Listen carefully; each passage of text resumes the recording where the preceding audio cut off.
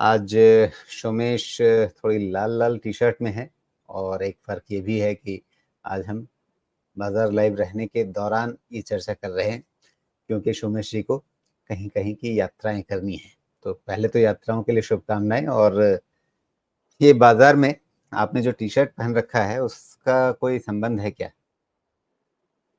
लाल का संबंध हमेशा मेरे लिए एनर्जी से ही रहता है। ये मेरी खुद की एनर्जी को रिप्रेज़ेंट करता है। बाकी बाज़ार तो लाल-हरा चलता ही रहता है, कैंडल का वही 2 कलर बना रखा है। बिल्कुल। बाज़ार बहुत इंटरेस्टिंग पॉइंट पे है और चूँकि बुधवार कल वैसे भी छुट्टी है, चाइना में भी छुट्टी शुरू हो गई है, बाज़ार तो बंद ही है वहाँ पे। तो कुछ लेवल्स मेरे हिसाब से अगर ध्यान रख लेंगे, तो ये हफ़्ते सहायता मिलने वाली है। इसलिए मैं मेनली अभी बात करूँगा मेन लेवल्स के हिसाब से। कारण ये है कि पिछले हफ्ते नहीं, हमारी सैटरडे को बात हुई थी और मैंने चाइना को कुछ समय से मैंने चाइना मार्केट को ज़्यादा हाइलाइट किया है। ध्यान वहीं पे रखिएगा, क्योंकि ये जो रिवर्सल है, जो स्टिमुलस है, ये बहुत ज़ोरदार है और जस्ट कंपेयर करें तो यूएस करीब 26-27 ट्रिलियन डॉलर्स की इकोनॉमी, चाइना करीब-करीब 17-18 ट्रिलियन डॉलर्स की इकोनॉमी।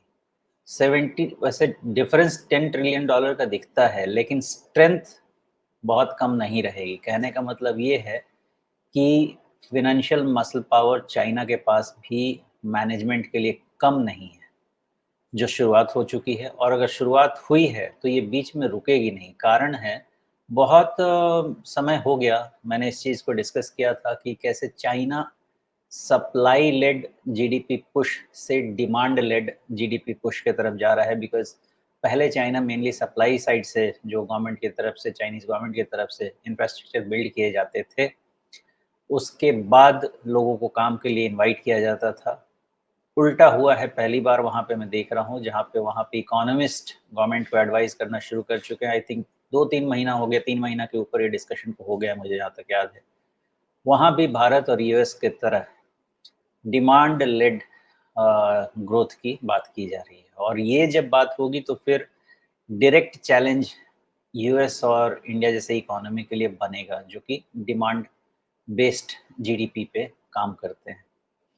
ये पुश हो सकता है चाइना के लिए एक गेम चेंजर बने।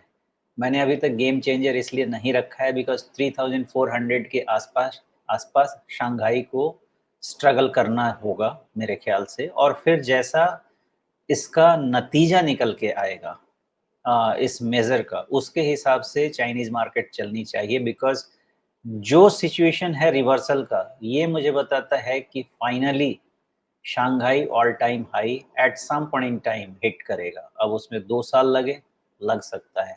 लेकिन सिचुएशन तो ऐसा ही दिखता है, जो मैं एनालिसिस में रखता हूँ गिवन द स्टिमुलस का जो चार्ट पे आपको असर दिख रहा है, इतना डिमांड क्रिएट हो सकता है। इसलिए सबसे ज़्यादा ध्यान सबसे पहला ये हफ्ता तो वैसे भी मेरे ख्याल से चाइना अब 8 तारीख को ही खुल रहा है, तो उसके पहले तो कुछ होगा नहीं। 8 को खुल रहा है, 8 के बाद खुल रहा है, जो भी है। तो आप पहले 3400 सबसे पहले हमेशा पैरामीटर में या तो भारत के किसी इंडेक्स से लेता था या यूएस में किसी इंडेक्स से उठाता था। इस बारी सबसे पहले ध्यान दीजिएगा, चाइना शंघाई कंपोजिट का 3400 के आसपास का बिहेवियर।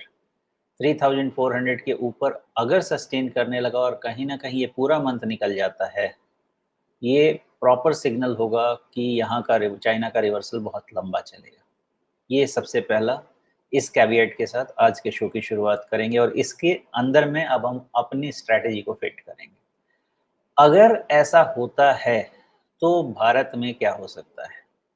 भारत में आपका निफ्टी सबसे पहले ध्यान रखिएगा 25,600 ऑन क्लोजिंग बेसिस, क्योंकि निफ्टी और बैंक निफ्टी दोनों, निफ्टी तो खैर आज के डेटा से अगर यहाँ पे भी क्लोज मिलता है जहाँ पे अभी ट्रेड हो रहा है, विच मीन्स 24,836, मतलब 24,800 की तरफ अगर क्लोज मिला, ये एक प्रॉफिट बुकिंग का ही इंडिकेशन है फर्दर प्रॉफिट बुकिंग का इंडिकेशन तभी हो पाएगा 25,600 के नीचे अगर निफ्टी क्लोज हो तो ये लेवल मेरे हिसाब से आपके लिए की है, क्रूशियल है निफ्टी के लिए। चाइना को मैच कीजिएगा, फिर निफ्टी का ये लेवल मैच कीजिएगा। अगर ये गया, पहला इंडिकेशन ये होगा कि चूंकि फंड फ्लो मूव होने लगेगा चाइना के तरफ, तो भारत का मार्केट जो कि ऑलरेडी प्रीमियम वैल्यूएशन पे चल रहा है और चाइना का मार्केट जो कि अंडर वैल्यूड चल रहा है, ये एक पैर ट्रेड जो मैंने बताया था नियर टर्म में बन रहा है चाइना के फेवर में, वो प्ले कर सकता है।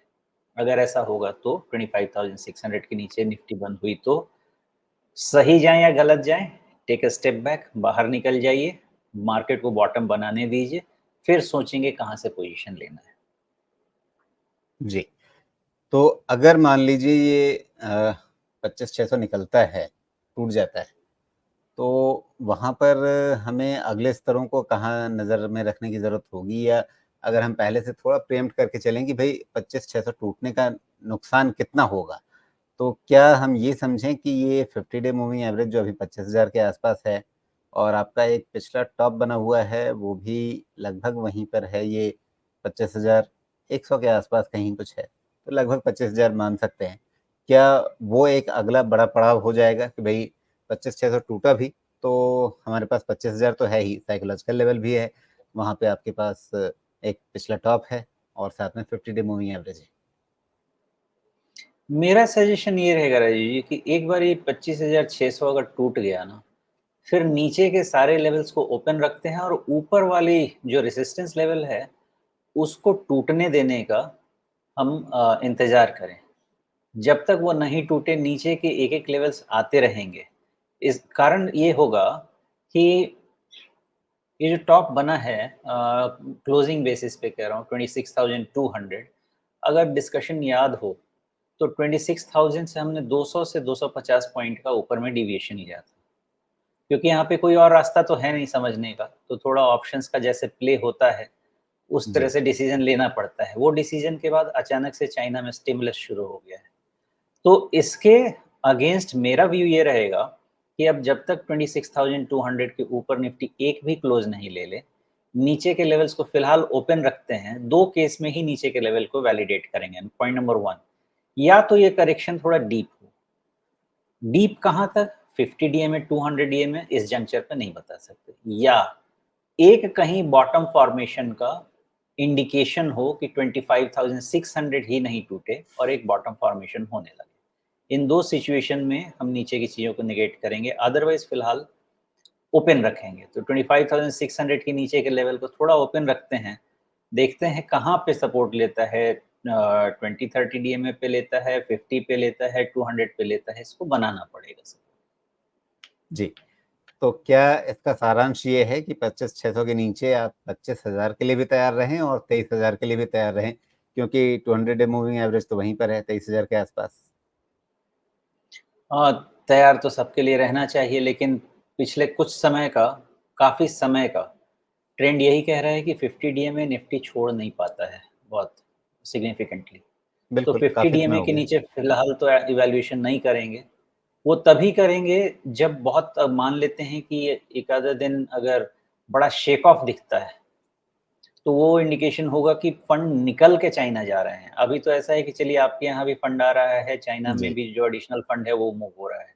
लेकिन जी, हमारे यहाँ से अगर झटके में निकलने का इंडिकेशन आता है, तो वो थोड़ा-सा बुरा इंडिकेशन रहेगा। जी।